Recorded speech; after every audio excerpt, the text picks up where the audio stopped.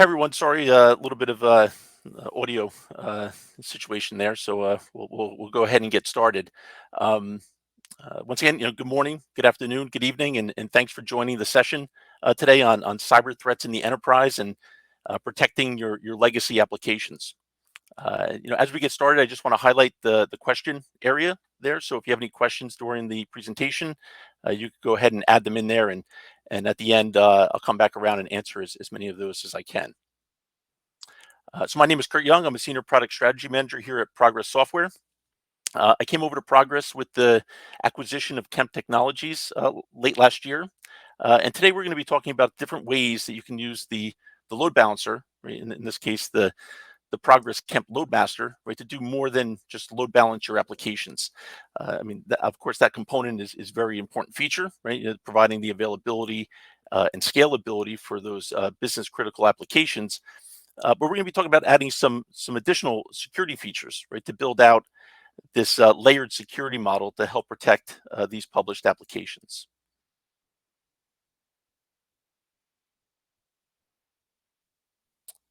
So we'll start off with kind of looking at the cyber threat landscape, and I think we'll all agree it's not good. We want to focus on just a few stats here as it relates to the cost of data breach, right, and the cost to keep up with this cyber crime. Organizations today they're finding it difficult to keep up with the increasing cost to protect themselves from criminals, but obviously they also can't afford not to. Uh, Organizations are looking at different ways to address this, and one approach we'll be looking at today is this layered security model, right, which could leverage existing components that are already running in the environment. If I think back to the day where it was just about the perimeter, right, and if your perimeter network was solid, right, we felt pretty good, pretty secure. Kind of the old castle and moat security model, right, which today that just doesn't work. We need to, each and every entity, right, needs to be secured using some of these zero trust principles to prevent things like lateral movement and least privileged access, giving users just enough access to complete a given task in whatever role, right, they happen to be in. Um, and of course, that last stat from Gartner, things are not looking really any brighter over the next couple of years and beyond. So we really need to start applying these practices today.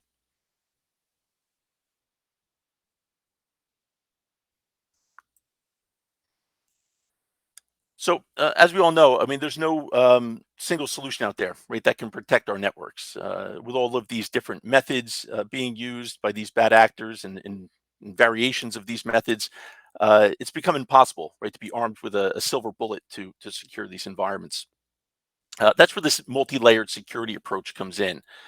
Now, of course, there's no guarantee for protecting the organization, but making the task to compromise the network more difficult for these groups and individuals is really our best chance, right? And here we have these 5 layers of security, starting off with the perimeter, right? Which, of course, I mentioned, a really important component, right? And we need to, of course, lock the front door, but we also need to assume that a breach is going to occur at some point in time. They are going to get in, which leaves us to move down through the kind of the network in the host layers, which I think most organizations are applying some level of security to keep these layers locked down really as much as possible. Whether it be just creating multiple VLANs on the network with access restrictions across them, to isolate traffic to prevent that lateral movement, or just simply enabling the firewall on host machines throughout the network. Uh, Now, the application layer, of course, is the focus of the conversation today, which also argue, it will help protect the data in many cases as well, but there's obviously more targeted solutions for that data layer that really should be applied. Um, Now, applying security to all these layers is really what's going to help protect organizations from these bad actors, and if we can't stop them completely, we could certainly limit the damages and of course the overall cost to the business.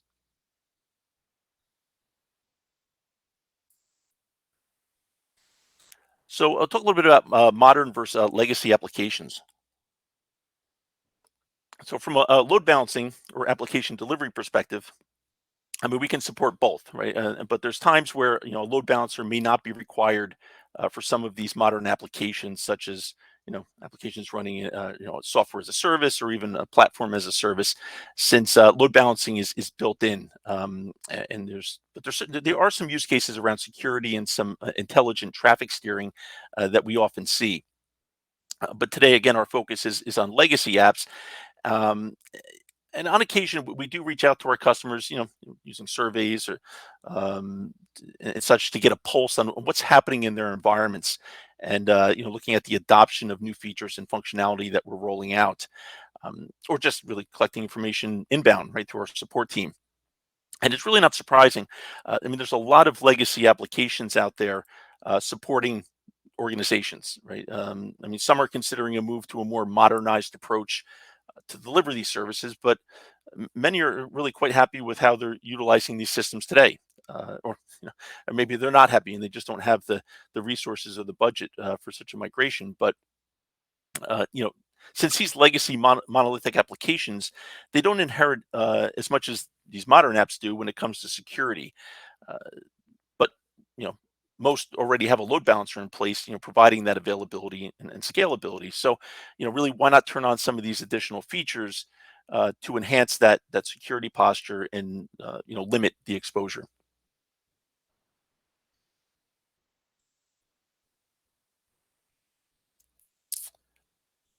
So, application delivery. I mean, it's been some time since a load balancer was just a load balancer. Application delivery controller, or ADC, really kind of took a hold to highlight it's more than load balancing, right? Due to the interesting things we can do with the traffic. We often say the application delivery controller is in a privileged position, right, in the network, being between the end users and the published application itself. With this positioning, right, and providing the necessary availability to distribute to, those multiple backend systems, and automatic failover when the system goes offline, and the ability to to scale out, right, to allow the adding or removal of resources based on those kind of changing demands. There's a lot more we can do from a performance standpoint. Right, we have caching, we have compression, intelligent distribution to maximize the resources we publish. Um, from a security lens, right now we also have several ways to tighten up access to these published applications.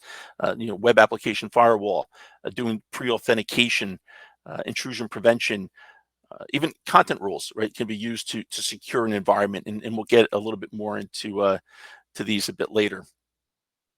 Another thing that's actually not listed here is the quality of service, QoS, right, which can kind of span across performance and security, right, by limiting connections to allow for that kind of fair and balanced access to those system resources from the performance side, and then also from the security side, you prevent attacks such as denial of service and things like that. So I guess what I'm saying is that all of this on the ADC can and should be enabled, right, to get these applications more secure and well, more overall optimized. Uh, Actually, the last item I want to highlight on this slide is the last bullet around control and visibility. Back in 2020, Kemp acquired a company called Flowmon Networks, which provides network performance monitoring, diagnostics, as well as network detection and response. Using NetFlow and IP fix data. So, even though we're talking about ADC in this webinar, right, it's definitely worth mentioning Flowmon as it relates to security of your network. Flowmon has this ADS module, right, the anomaly detection system, as part of the solution, which provides early detection of like anomalies and things like that in network to address security risks proactively. Right, so definitely a tool like this is certainly something that should be part of your security strategy.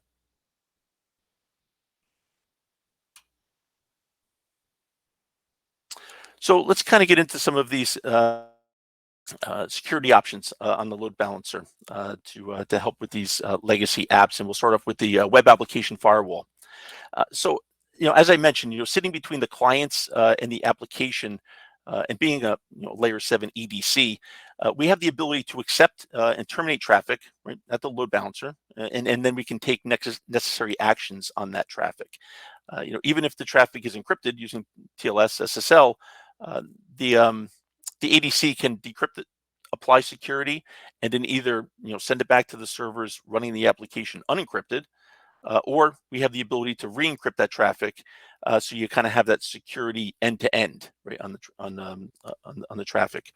Um, some more common, kind of security risks and vulnerabilities that we're looking at, cookie tampering, cross-site scripting, injection attacks, um, cross-site request forgery. These are all just, some of what WAF is going to protect you from. Um, we also have some customers that have compliance around PCI, DSS, or DLP, data loss prevention, and we can certainly help those organizations meet those requirements as an added bonus.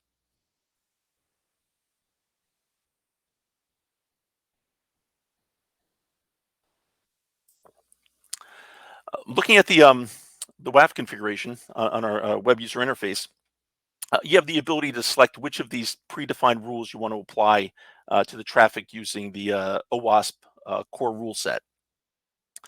You have audit mode settings, right, to select the level of detail that you want logged. You have also the anomaly detection scoring settings, right? As each request is made, there's a score associated with the request, and a collective score, right, is going to determine whether the request should be blocked or allowed based on this threshold. The ability to perform false positive analysis, right, of what's being identified through the WAF and being blocked. You also have some advanced options, which allow you to fine tune the WAF policies, right? We provide the ability to adjust things like the paranoia level, whether you want or need to process responses back from the backend systems in addition to the requests. Uh, um, or prevent access to the application from select countries, things like that. Um, and all this can be done on a per published application level, right? These are not system-wide settings. So if you're publishing more than one application on the ADC, you can have a unique configuration for each.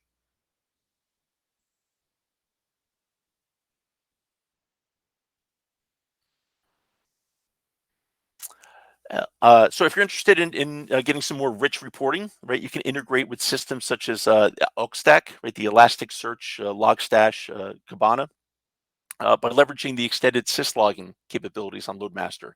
Right, in this screenshot, we have some SQL code execution attempts happening here from a few clients. And although we blocked access, administrators, they can still take action on these endpoints that are generating this traffic to prevent further attempts against the application. So this is definitely a dashboard that the SecOps team you're going to want to understand what's happening from the security standpoint for these applications. Get this visualization of the security of these guys.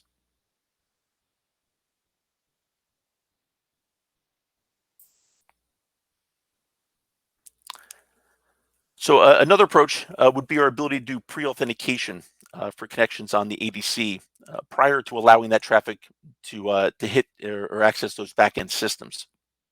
On the Loadmaster, we offer a variety of authentication methods for clients depending on the application. From your basic, LDAP connection, we have certificate authentication, SAML, OAuth, Kerberos support, as well as support for multi-factor authentication. There's also some other interesting features we can do other than pre-authenticated. So once we have the ability to verify the user has the right credentials, we could also look at, is the user a member of a specific Active Directory group before allowing access to those applications.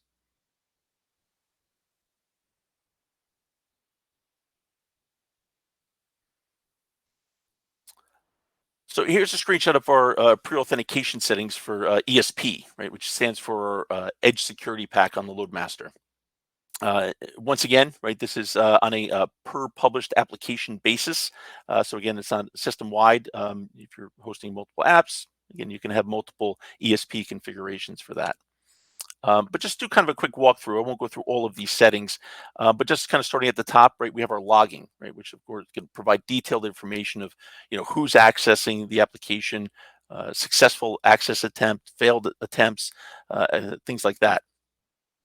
Similar to the WAF reporting, right? You can leverage our syslogging, which can output these ESP logs using common event format or Ceph logs, right, to third-party systems to generate some of those rich reports if that's required. Next selection, client authentication mode. So this is client side. So having the ability to provide, a form for users to enter their credentials, or they're using certificate-based auth to, to challenge them to provide a certificate or SAML, things like that, and being able to select one or more domains that you can set up to connect to those identity providers that you're using. The allow virtual hosts and directories. This adds an extra layer of security to lock down the application to only specific host names and paths for a given application. So, for instance, you have some bad actor doing a port scan, right, and found this IP address listening on port 80, right, and they start trying to compromise the application using brute force or something, some other means. The application, well, the load master actually is not going to allow any connections to the application when it's being accessed by IP. Right, the load master is only going to allow connections if the request is to, in this case, demo.progress.com as an example. Permitted groups, as I mentioned, right, in multi-domain support to permit only users in that select number of groups, or maybe it's just a single group, right, that has access to the application. Image sets allows you to import custom forms, right, to have your own corporate branding, maybe some messaging to your users. Uh, Google CAPTCHA, right, another feature that we've added to further protect the application from spam bots and things like that.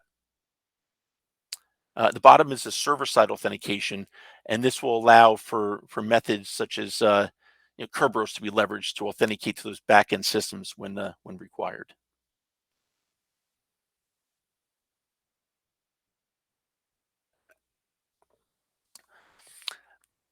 Now, I can't go through all of the different authentication methods, but I did want to highlight one, which may be interesting to many of you, which with the adoption of Office 365 and of course, Azure Active Directory, we went through a validation with Microsoft to integrate our pre-authentication capabilities with Azure AD to get listed in their Azure AD app gallery.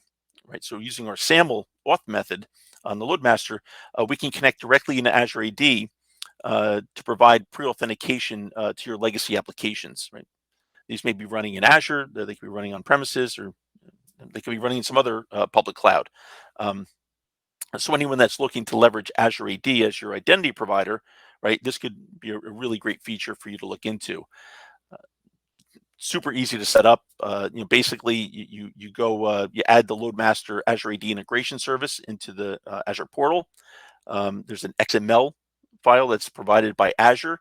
You download that, you import it into the Loadmaster, and then you have the connection, and you can manage like who should gain access to these applications, all within Azure Active Directory. And then you can leverage things like the conditional access policies and things like that in Azure, which there's of course a lot you can do with that. The conditional access policies can again add just another layer of security for those users accessing your application. So definitely highly recommend checking that out if you haven't or aren't using it already. You find some more information on this integration on Microsoft site or directly within the Azure portal. You can always do some a search for like Azure hybrid, or actually secure hybrid access, and you can find a bunch of content around this use case as well.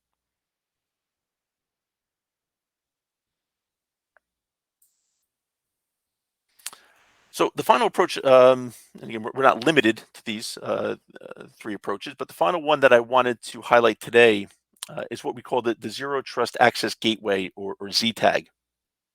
Um, and this is a way to apply, some of those zero trust principles to the ADC, such as least privileged access, right? Depending on security requirements for a given published workload, you can leverage those content rules, right, to apply very granular policies to the traffic being sent through the load balancer. So what ZTAG does, it leverages the Loadmaster API, more specifically our PowerShell wrapper, to apply these policies to the load balancer, right? Either allow or deny access based on different criteria. So you have this XML file, right, which kind of details the policies, and then a PowerShell script which ingests it and then applies that policy to the Loadmaster.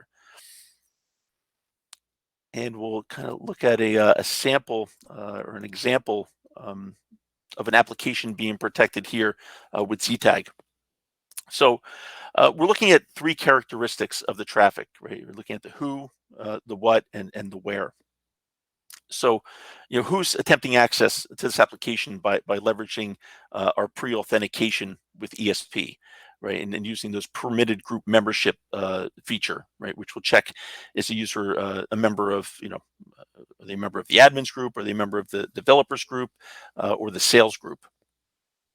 And then looking at, what is the user attempting to access within the application? So once again, in this example, we've identified a few paths. So we have this app.kemp.ax/admin, right, or /release or /ops. And then finally, we're looking at, where is the user coming from? By leveraging the source IP address of the clients, which we have visibility of, we may or may not want to allow them access to parts of the application based on this, right? So if they're in the corporate office or some remote site, or maybe coming through VPN, perhaps they should be permitted to everything. Now, if they're hitting the application from some public IP address, perhaps they should be maybe allowed access to certain portions, but maybe not to the admin section of the application, right? Based on security concerns or compliance. And again, this is just an example of how ZTAG could be used and leveraged to support these kind of use cases. Another example, I guess we had a customer in which we were providing load balancing for their object storage solution, and they needed to apply this least privileged access and wanted to do this on the load balancer. They wanted to limit applications and endpoints from writing to the storage from certain networks that were identified as less secure, but still allowed read, write, and delete from some more secure networks that were identified within their network. With the information we're able to see within that S3 traffic, it was actually obviously easy to identify the source IP address of the requester, but also we're able to see what bucket they were looking to access and what method, right? Were they looking to read, write, or delete? And with that information, right, we're able to build this policy to either permit or deny access to that storage system. So this is just to say that there's a lot of security scenarios that the zero trust access gateway can address, based on different applications that are being published through the load balancer, alongside obviously our pre-authentication capabilities and of course the web application firewall. The ZTAG, the policy builder, right? So if you're interested, you can download that. You can find that on the Kemp website under the solutions section, and we have some other demo videos and things like that on the site to explain a bit more about what ZTAG's all about.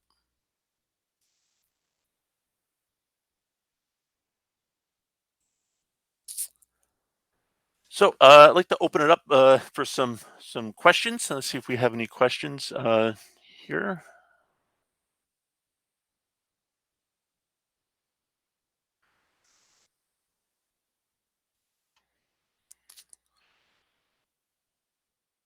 Okay, one question we have is, are these features included on the Loadmaster? I'm assuming you're speaking to the ESP and WAF features, as well as ZTAG. So we have support subscription tiers, standard, enterprise, and enterprise plus. So the ESP, the pre-authentication, is available in Enterprise and Enterprise Plus. The WAF is only available in Enterprise Plus. The Zero Trust access gateway, depending on what features you're leveraging as part of it, may or may not be, right? So if you're just using a collection of content rules to secure the application, then it's available in all three. Again, if you're requiring ESP as part of your ZTAG policy, then you would have to use Enterprise. If there's any more questions?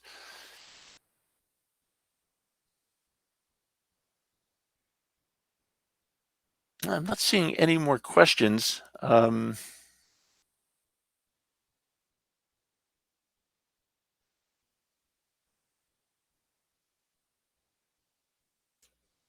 Okay, so I guess we can wrap things up. Thanks for your time today. Looking forward to the next time, and everyone have a great rest of your day. Thanks.